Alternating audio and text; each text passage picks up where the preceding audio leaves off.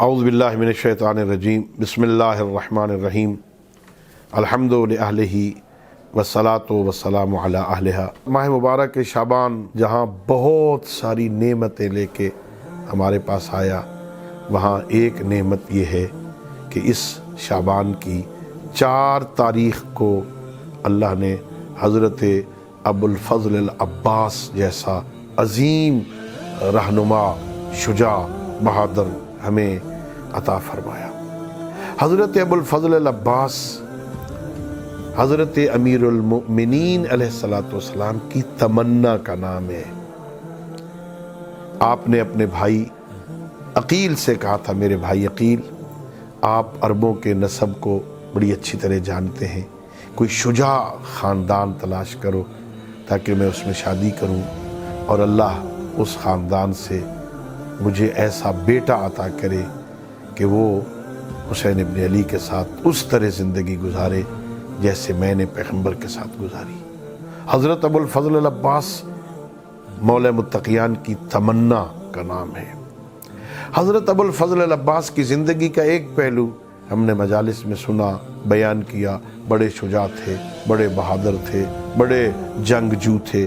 ہمارے ذہنوں میں حضرت عباس علمدار علیہ السلام کا نام آئے تو زندگی کا وہ پہلو زیادہ سامنے آتا ہے، لیکن جب حضرت ابو الفضل العباس کے حالات زندگی پر لکھی ہوئی تاریخی کتابیں پڑھی جاتی ہیں تو پتہ چلتا ہے کہ حضرت ابو الفضل العباس کانا فقیہن عالمن، یہ صرف عام شجاع بہادر نہیں تھے، معصوم فرماتے ہیں کہ وہ فقیہ تھے، وہ شجاع تھے، وہ شب زندہ دار تھے، وہ قرآن و سنت سے ڈائریکٹ حکم شریعت کو استنباط کرنے کی صلاحیت رکھتے تھے، وہ شب زندہ دار تھے، اتنی عبادت کیا کرتے تھے کہ آپ کے وہ حصے جو زمین کے ساتھ لگتے، پیروں کے یا ماتھے کے، سال میں اسے کاٹا جاتا تھا۔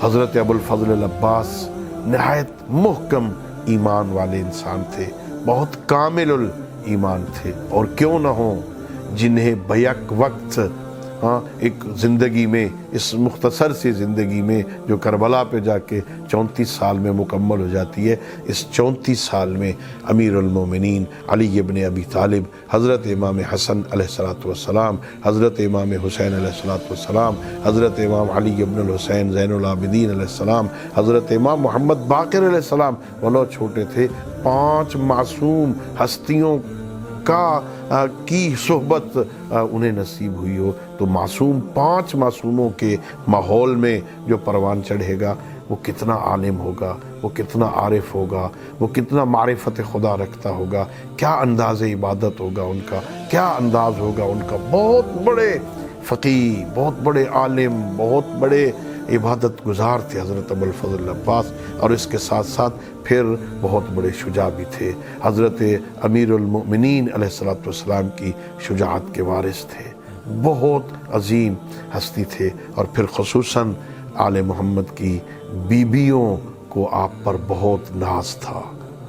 روایتوں میں ہے حضرت امام زین العابدین علیہ السلام واقعہ کربلا کے بعد مدینہ میں جتنی عرصہ دنیا میں زندہ رہے، جب کبھی آپ کے سامنے حضرت ابو الفضل العباس کا نام آتا، امام زین العابدین کھڑے ہو جاتے تھے، اٹھ جاتے تھے، استقبال کرتے تھے۔ کہتے تھے لوگ آپ کیوں اٹھتے ہیں؟ فرمایا تمہیں نہیں پتہ وہ ان کا ہماری گردن پہ کیا حق ہے۔ بہت عظمتوں والی ہستی ہے، باب الحوائج آپ کا لقب ہے۔ اللہ رب العزت ہم سب کو حضرت ابو الفضل العباس کی سیرت کو بھی سمجھنے، پڑھنے اور عمل کرنے کی توفیق عطا فرمائے۔ وآخر دعوانا ان الحمد للہ رب العالمین۔